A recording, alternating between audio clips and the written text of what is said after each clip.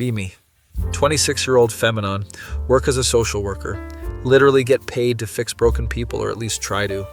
Have this savior complex according to my therapist, but whatever. My friends always joke about it at wine night. Best friend Sarah brings it up every single time. We're at her apartment and she's pouring the third glass. Tells me, your problem is you think everyone can be saved. I roll my eyes and say that's literally my job.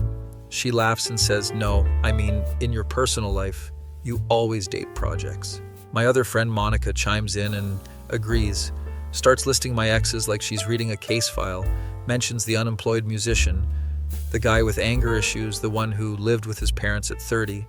I defend myself and say I just see potential in people. Sarah leans back and grins at me with that look.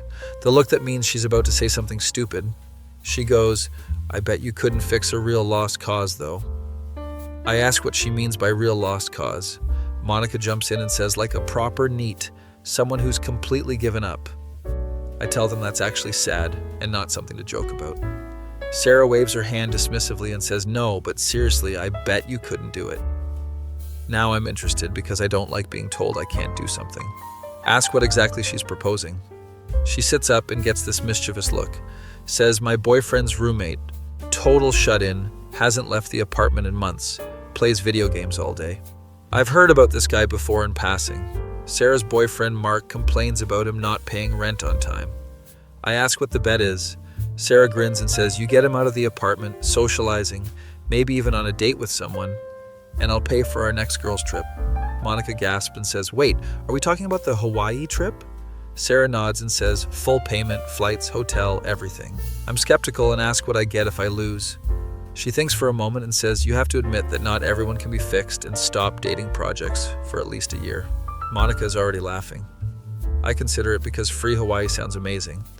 Also because I'm competitive and hate losing bets. Tell them fine, but I need access to talk to him regularly. Sarah says Mark can probably arrange something. We shake on it, and I'm already planning my approach. Next week, Sarah texts me saying Mark talked to his roommate. Apparently his name is Tyler, and he agreed to let me visit. Probably didn't tell him why I'm really coming over. I show up at their apartment on Saturday afternoon. Mark opens the door and looks relieved to see me. He's a decent guy, works in finance, always stressed about something. He whispers, thank God you're here, maybe you can actually help. I ask where Tyler is. Mark points to a closed door at the end of the hall, tells me good luck. He's been in there since yesterday morning. I walk down and knock on the door, hear a muffled what from inside. Say hi, I'm Emma, Sarah's friend, can I come in? Silence for a moment, then he says, why? I'm not sure what to say, so I improvise. Tell him I'm doing research on gaming culture for work. He's quiet again, then says, the door is unlocked. I open it and immediately hit with the smell of stale air and energy drinks. His room is dark except for 3 monitors glowing. He's sitting in a gaming chair, doesn't even turn around. I can see empty takeout containers stacked on a desk. He says, research, huh? What do you want to know? I step inside and close the door behind me. Tell him I'm interested in how gaming affects social structures. He finally turns around and looks at me. He's actually not bad looking under the messy hair and tired eyes. Looks like he hasn't slept properly in days. He raises an eyebrow and says, sounds like bullshit, but okay. I'm caught off guard by his directness. Decide to switch tactics and just be honest. Tell him, okay, fine. My friend thinks I can't help someone like him get back into normal life. He actually laughs at that. Says, someone like me, you mean a loser who plays games all day? I shake my head and say, no, I mean someone who's struggling. He leans back in his chair and studies me. Asks, and what do you get out of this? I admit there's a bet involved and I'm competitive. He seems amused and says, at least you're honest about it. Asks what happens if he says no. I shrug and tell him, then I lose the bet and life goes on. He spins back to his monitors and says, all right, I'll play along. Might be entertaining. I'm surprised it was that easy. Ask if I can come back next week. He says, sure, whatever, without looking at me. I leave and text Sarah that first contact was successful. She responds with, this is going to be harder than you think. Next Saturday, I come back with coffee and bagels. Mark lets me in and says Tyler actually asked if I was coming. I take that as a good sign. Knock on the door and he tells me to come in. This time he's turned around waiting for me. I hand him a coffee and he looks surprised. He says, you brought me coffee? I tell him I brought myself coffee and got him one too. He takes it and actually smiles a little. Says, black, no sugar, how did you know? I admit I guessed based on the energy drink cans. He nods and says, good guess. We sit in silence for a moment while he drinks. I break it by asking what game he's playing. He tells me it's some competitive shooter I've never heard of, starts explaining the mechanics and meta strategies. I'm honestly lost, but I nod along. He stops mid-sentence and says, you have no idea what I'm talking about. I laugh and admit I don't. He seems to appreciate the honesty. Tells me most people just pretend to understand. I ask if he can show me instead of explain. He looks uncertain but hands me a controller. Spends the next hour teaching me basic controls. I'm terrible, but he's patient about it. At one point I get a kill and actually celebrate. He's laughing at my reaction. Says, you're acting like you won a championship. I tell him small victories matter. He goes quiet at that and he says, yeah, I guess they do. When I'm about to leave, I ask if he's eaten today. He gestures at an empty ramen cup. I make a face and say that doesn't count as real food. He shrugs and says it's food. I tell him next time I'll bring real lunch. He doesn't argue, which I take as permission. Third week I show up with sandwiches from a good deli. Mark is surprised and says, you're really committed to this. I tell him someone has to be. Tyler's door is already open when I get there. He's sitting on his bed instead of the gaming chair. I notice he's cleaned up a bit, the trash is gone. I comment on it, and he looks embarrassed. Says, figured if you're going to keep coming, I should make it less disgusting. I smile and hand him a sandwich. We eat and talk about random stuff. He tells me he used to work in software development. Got burned out after a toxic workplace and just stopped trying. I ask when that was. He thinks and says, about 8 months ago. I'm careful not to sound judgmental when I ask what he does all day. He laughs bitterly and says, this, just this, wake up, game, sleep, repeat. Asks if I think that's pathetic. I tell him I think it's a coping mechanism. He looks surprised and says, that's the first time someone's called it that instead of lazy. I explain that depression and burnout can look like laziness from outside. He's quiet for a long time. Finally says, you talk like my therapist used to. I ask if he still sees them. He shakes his head and says he stopped going months ago. I don't push it, but I make a mental note.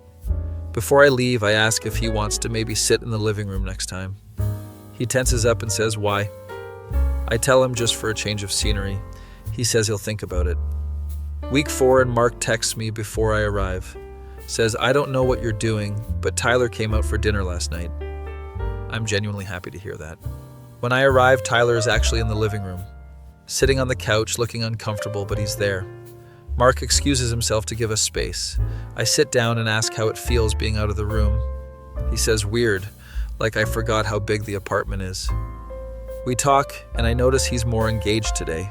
Makes eye contact more, laughs at jokes. I ask if he's thought about maybe going outside. He immediately closes off and says, that's different. I don't push and change the subject. Bring up a movie I watched recently. He says he's heard of it but hasn't seen it. I jokingly say we should watch it together sometime. He looks at me like I'm crazy. Says, are you asking me on a date? I'm flustered and say, no, I just meant like hanging out. He smirks and says, sure, hanging out. I can feel my face getting red. He's clearly enjoying making me uncomfortable. Says, you know you're pretty bad at this whole fixing people thing. I ask what he means. He leans back and says, you're supposed to stay detached, professional, but you actually care. I tell him that's not a bad thing. He shrugs and says, maybe not, just means you'll get hurt when this doesn't work. I ask why he thinks it won't work. He says, because people like me don't just get better. We are what we are. I shake my head and tell him that's not true.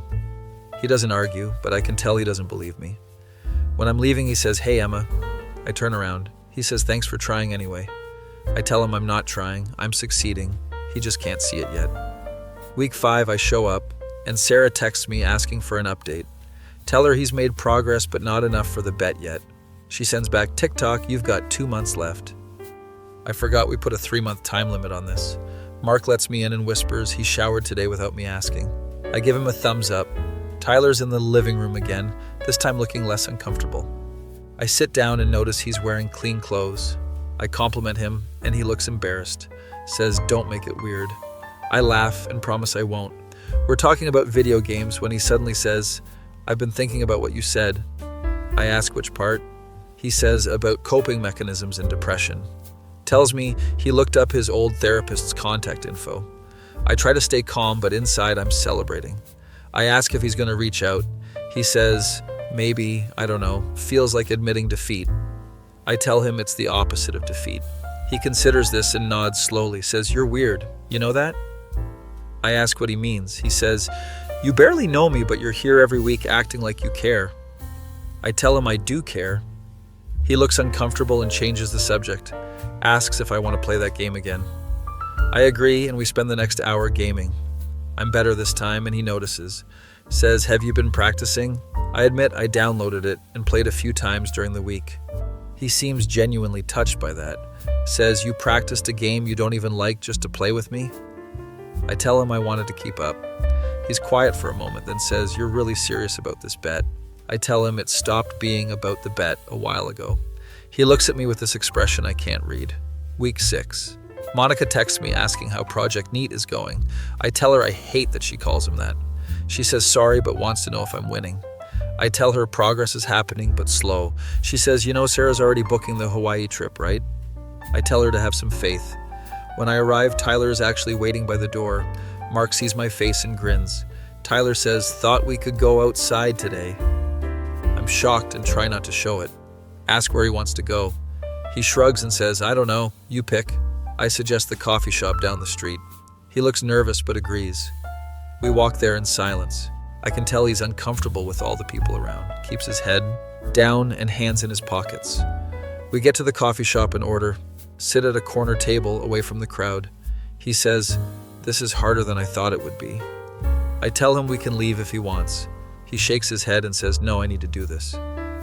We sit there for an hour just talking. He tells me more about his old job, how the crunch time and pressure broke him, how he started having panic attacks at his desk, how he just stopped showing up one day and never went back. I listen without interrupting. When he's done, he looks exhausted, says, "Sorry, that was probably too much information." I tell him it's not, and I'm glad he told me. He manages a small smile, says, "You're easy to talk to." I take that as a big compliment coming from him. When we walk back, he seems lighter somehow. Tells me that wasn't as terrible as I expected. I laugh and say high praise. He bumps my shoulder playfully. Says, "Don't let it go to your head." Week 7, Sarah corners me at work. She literally shows up at my office unannounced, demands to know what's happening with the bet. I tell her he went outside with me. She narrows her eyes and says, "Like a date?" I quickly say no, just as friends. She doesn't look convinced. Asks, "Are you catching feelings for Project Guy?" I deny it, but I can feel my face heating up. She gasps and says, "Oh my God, you are." I tell her to shut up. She's grinning now and says, "This is perfect. Get him to date you, and you win the bet." I tell her that's not how this works. She disagrees and says, "Sure it is. The bet was get him on a date, doesn't specify with who." I kick her out of my office, but her words are stuck in my head now. When I visit Tyler that week, he's in the living room with Mark. They're actually watching a game together. Mark sees me and makes an excuse to leave. Tyler rolls his eyes and says he's not subtle. I sit down and ask what they're watching. He explains the game and I pretend to understand. He calls me out immediately. Says, "You're doing that thing where you nod but have no idea what I'm saying." I laugh and admit he's right. He says, "You don't have to pretend with me." I tell him I know, but I want to understand things he likes. He looks at me for a long moment. Says, "Why do you care so much?" I'm honest and tell him I'm not sure anymore. Started as a bet, but now I just want to see him happy. He's quiet, then says, "What if I told you I'm starting to look forward to Saturdays?" My heart does this stupid flutter thing. I try to play it cool and say because of the free food. He smiles and says, "Sure, the food." We both know that's not what he means. Week 8, Mark pulls me aside before I can knock. Tells me Tyler got a call back for a job interview. I'm excited and ask when. He says next week, and Emma, he said you inspired him to send out his resume. I don't know what to say to that. Mark continues, "I don't know what you're doing, but it's working. He's becoming himself again." I go inside and Tyler is pacing, in his room. He sees me and says, "Mark told you, didn't he?" I nod and congratulate him. He runs his hand through his hair nervously, says, "I'm terrified. What if I fuck it up?" I tell him he won't. He says, "You don't know that." I tell him no, but I believe in him. He stops pacing and looks at me, says, "You really mean that?" I tell him of course I do. He takes a step closer and says, "Emma, can I ask you something?" I say, "Sure." He says, "Is this still about the bet?" I'm caught off guard by the question. I tell him honestly that I forgot about the bet weeks ago. He says, "Good, because I need to know if you're here because you want to be or because you feel obligated." I tell him I'm here because I want to be. He smiles and says, "Okay, good." There's this moment where we're just looking at each other. He says, "I think I'm going to mess this up." I ask what he means. He says, "This, us, whatever this is." I tell him there's no way to mess up friendship. He laughs and says, "Friendship, right?" I'm about to ask what he means, but he changes the subject. Week 9, I get a text from Tyler on a Thursday. He never texts me except to confirm Saturdays. The text says, "Interview is tomorrow," freaking out. I call him instead of texting back. He answers on the first ring. I ask if he's okay. He says, "No, I'm panicking. What if I can't do this?" I spend 20 minutes talking him down. Remind him of all the progress he's made. He's quiet, then says, "Will you come over after, regardless of how it goes?" I tell him, of course. He says, okay, I can do this." Friday afternoon, he texts me, "It's done. Nothing else, just that." I rush over after work. Mark opens the door and says, he's been in his room since he got back. I knock and hear, "Come in." Tyler is sitting on his bed looking exhausted. I ask how it went. He says, "I think I actually did okay." I'm so proud and tell him that. He smiles and says, "I couldn't have done it without you pushing me." I tell him he did this himself. He shakes his head and says, "No, you showed up every week, even when I was a dick about it." I laugh and say he wasn't that bad. He says, "I was terrible, and you know it." We sit in comfortable silence for a moment. He says, "Emma, I need to tell you something." I'm nervous and ask what. He says, "I know about the bet Mark told me weeks ago." My stomach drops. I start to explain, but he holds up his hand, says, "I'm not mad. Actually, I think it's funny." I ask what's funny about it. He says, "You made a bet that you could fix me, but ended up just being a good friend instead." Tells me, "And the thing is, having someone just show up and care, that fixed more than any strategy would have." I don't know what to say. He continues, "So thank you for the bet, for staying, for everything." I tell him I should thank him for letting me in. He smiles and says, "So what happens now? Do you win the bet?" I tell him I don't care about the bet anymore. He says, "You should. I hear Hawaii is nice this time of year." I laugh and say maybe. He looks nervous and says, "Or maybe instead of going to Hawaii with your friends, you could get dinner with me." I ask if he's asking me on a date. He says, "Yeah, I think I am. Is that okay?" I tell him it's more than okay. He grins and says, "Good, because I've been wanting to ask for weeks." I text Sarah later that night. Tell her I'm taking her up on the bet, technically. She asks what happened. I tell her Tyler asked me on a date. She responds, "I knew it. You totally fell for Project Guy." I tell her his name is Tyler. She says, yeah. So do I still have to pay for Hawaii? I tell her yes, because a bet is a bet. She sends back, "Worth it. You're clearly happy." Monica joins the chat and says, "Wait, what did I miss?" Sarah fills her in, and Monica responds, "OMG, our friend is dating a reformed NEET." I tell them both to shut up, but I'm smiling while I type it. 2 weeks later, Tyler gets the job offer. He accepts and starts the following month. We go out to celebrate at a nice restaurant. He's nervous about being around so many people, but pushes through. Tells me 6 months ago I couldn't imagine doing this. I tell him I'm proud of him. He reaches across the table and takes my hand.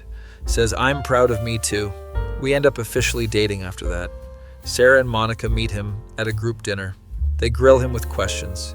He handles it well, even laughs at their jokes. After they leave, Sarah texts me, "Okay, I approve. He's actually great." Monica adds, "And way hotter than I expected." I tell them both they're ridiculous. Tyler asks what they said. I show him the texts. He laughs and says, "Hotter than expected. Should I be offended?" I tell him probably. He kisses me and says, "I'll take it." Months pass and he's thriving at his new job. Still has hard days, but he talks about them now. Started seeing his therapist again regularly. We spend most weekends together, sometimes gaming, sometimes going out, sometimes just existing in the same space. Mark texts me one day saying, "You know you saved his life, right?" I tell him Tyler saved himself. He responds, "Maybe, but you gave him a reason to try." I screenshot it and send it to Tyler. He calls me immediately, says Mark is being dramatic. I ask if it's true though. He's quiet, then he says, "Yeah, probably. You gave me something to work towards." I'm crying now and he can hear it. He says, "Don't cry. Happy endings are supposed to be happy." I laugh through the tears, tell him I love him. He says, "I love you too, even if you did make a bet about fixing me." I groan and say, I'm never going to live that down, am I? He says, absolutely not. I'm telling our kids about this someday. I ask, our kids? He says, too soon? I tell him not too soon, just right. Sarah finally books the Hawaii trip 6 months later, insists we need to celebrate her matchmaking skills. I remind her it was a bet, not matchmaking. She disagrees and says, I knew what I was doing. Monica backs her up. Tyler finds the whole thing hilarious. Tells them they can take credit if it makes them feel better. We're at the airport waiting to board. Tyler's holding my hand and looks relaxed. I remember the guy who couldn't leave his room. Compare him to the man next to me planning our excursions. Sarah notices me staring. Says, what are you thinking about? I tell her I'm thinking about how random life is. She says, random nothing. I engineered this whole thing. Monica and I both roll our eyes. Tyler leans over and whispers, let her have this one. I agree because honestly she kind of did. On the plane, Tyler falls asleep on my shoulder. Sarah takes a picture and sends it to the group chat. Monica responds from neat to sweet. I groan at the pun, but looking at Tyler sleeping peacefully, I realize how far he's come. How far we've come together. Started as a stupid bet about fixing someone. Ended with me finding someone who didn't need fixing. Just needed someone to believe in him. And maybe I needed someone to believe in me too. Someone who saw past the savior complex to the person underneath. That feel when you make a bet to fix someone, but they end up fixing you instead.